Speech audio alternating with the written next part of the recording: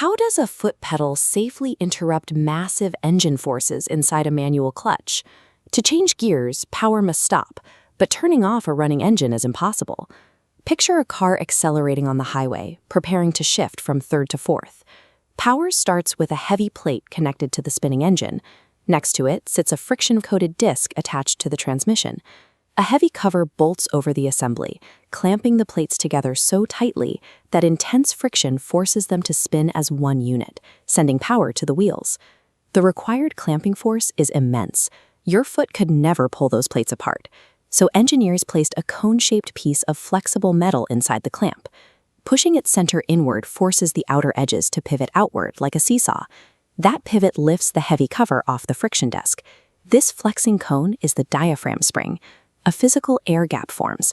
The engine plate keeps spinning, but the transmission disc completely stops. With the power flow halted, you can smoothly slide the transmission into fourth gear. And that highway shift?